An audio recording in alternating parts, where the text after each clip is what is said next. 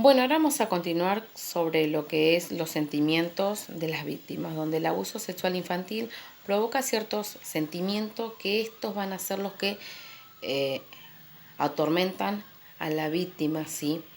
Mediante sus experiencias, que estas experiencias son imposibles de transmitir, que ellos las puedan contar. Entonces hay ciertos motivos por los cuales ellos ocultan estas experiencias, estos abusos sexuales.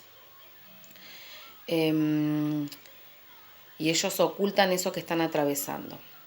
Y esos motivos pueden ser dados por el temor al no ser creído, el miedo a destrozar la familia y también que se pueda dar lo que es las represalias por parte del agresor. Muchos de los casos no son revelados por miedo que tiene la víctima frente al agresor. Entonces esto va a dificultar poder romper con ese silencio que existe también por parte del agresor, ¿no? Entonces la víctima experimenta miedo y esto dificulta que se pueda develar, ¿sí? Que se sepa que está siendo abusado. Los niños víctimas de abuso sexual infantil se encuentran atrapados en un círculo vicioso frente a la rabia, que esta circula interna y externamente, ¿sí? Además, ellos padecen sentimientos de angustia, de ambivalencia, también de confusión. Cuando hablamos de ambivalencia nos estamos refiriendo a que puede darse de una forma determinada, por ejemplo, en una modalidad de abuso sexual intrafamiliar, donde el abusador es uno de los miembros de la familia. Entonces acá el niño ve la figura de aquella persona que lo maltrata, que lo abusa, lo va a ver en otras ocasiones como que lo educa, lo enseña, ¿sí? Lo ayuda. Entonces ahí se generan ciertas confusiones severas, en donde no entiende bien el rol de la figura de la otra persona, ni tampoco el papel que desempeña él, ¿sí? El miedo, la angustia, la ambivalencia, anestesian los sentimientos y las emociones y paralizan la capacidad de poder actuar, donde, bueno, invaden sentimientos de culpa y de vergüenza, donde la culpa puede referirse a diversos motivos. Uno es la asunción a la responsabilidad del abuso, que habré hecho yo mal, ¿sí? En donde se siente responsable. Otra es el ocultamiento y el mantenimiento del secreto y la obtención de un privilegio. También está unido el sentimiento de vergüenza por haber sido objeto de conductas pecaminosas, sucias. Y también porque explica que un tercio de los menores no develan nunca más lo que han padecido. Después tenemos que el abuso aniquila la fuerza, la seguridad, ¿sí? Donde la vergüenza crece, donde ellos son vulnerables, se sienten solos, impotentes, ¿sí? Indefensos, donde ellos creen que nunca más van a encontrar una salida, donde también experimentan lo que es la culpa y el odio. Bien, ahora vamos a continuar con el síndrome de acomodación, que normalmente cuando una persona nos invade nuestro cuerpo, ¿no? Nos tocan o algo, nosotros solemos alejarnos y defendernos. En el caso del abuso sexual infantil, el menor asimila un esquema que no logra su estructura mental, ¿sí? Y cuando este abuso se da en un periodo prolongado y en ocasiones combinado con lo que es la agresión, donde hay cierta agresividad, la estructura cognitiva del niño hace que éste se acomode a esas experiencias estresantes, ¿sí? Mediante comportamientos que le permiten poder sobrevivir. Entonces acá lo que hace es que la víctima no se defiende, no renuncia, no protesta, sino que se acomoda, ¿sí?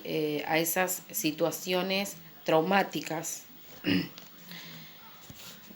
Bien, sin embargo, esta adaptación nos dice que es un arma de doble filo, donde en el momento en que se devela el abuso, ya que a larga denigra lo eventual la aceptación y la credibilidad, ¿sí? Y la empatía del resto de la sociedad. Entonces acá lo fundamental es esto, que el niño sucede que se adapta, no renuncia, sino que se acomoda a esas situaciones estresantes, ¿sí? Que se dan de una manera repetitiva. Bien, donde Ronald, un psiquiatra en los años 80, él denominó lo que es el síndrome de acomodación de abuso sexual, ¿sí? Infantil, donde intenta explicar por qué las víctimas de abuso sexual infantil podían estar dificultadas en poder develar los abusos sexuales. ¿Por qué? Porque se daba esto. Cuando eran reiterados, al no tener una salida, ¿sí? Tenían que adaptarse a estas situaciones traumáticas. Bien. Donde este modelo consta de 5 categorías. Donde el primero es el secreto, ¿no? Donde los niños mantienen el secreto por miedo, por vergüenza, por culpa, ¿sí? Tienen miedo al castigo, también a ver qué puede suceder en la familia, ¿no? Los problemas familiares, el abandono, ¿sí? Del hogar, y en donde, bueno, también Merini nos describe que el secreto es como una de las principales razones por las cuales existe una gran cifra negra en torno al abuso sexual infantil, ¿sí? Donde, bueno, es algo que está ahí, el secreto es lo que cuesta, lo negro, ¿sí? Lo de ese abuso sexual. Después tenemos la desprotección, que esta va a estar dada dentro de las relaciones autoritarias, ¿sí? Que existe la indefensión y la subordinación por parte de la víctima, el hecho que el adulto ocupe una posición de autoridad y confianza para la víctima solo logra intensificar la desigualdad de lo que es el poder. Entonces es fundamental esto, que muchas veces sucede, ¿no? Donde hay cierto autoritarismo, entonces los niños aprenden a ser sumisos y, bueno, es lo que decíamos, que, bueno, capta el abusador a esa víctima, esa personalidad.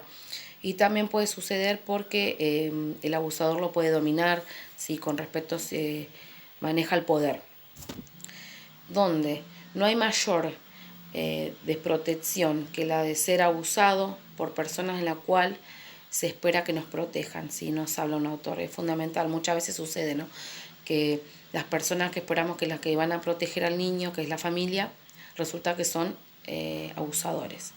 Bien, después tenemos el atrapamiento y acomodación, que también es llamado como entrampamiento, donde se producen aquellos casos donde se dan abusos sexuales reiterados, ¿sí? El niño no tiene otra salida, no puede salir no tiene otra alternativa, ¿sí? De esa situación, entonces se tiene que adaptar y aprender a sobrevivir en ella.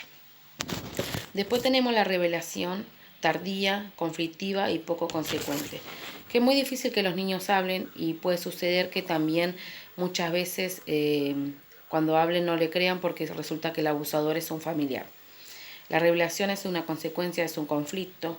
Se puede dar también un descubrimiento accidental, que cuando puede darse por un tercero que detecta ese abuso sexual, por ejemplo un profesional, aquel que haya indagado adecuadamente, si entonces puede darse eso, que haya detectado. Bien, después tenemos la retracción, que es probable que cualquier cosa que el niño diga acerca del abuso lo revierta, ¿sí?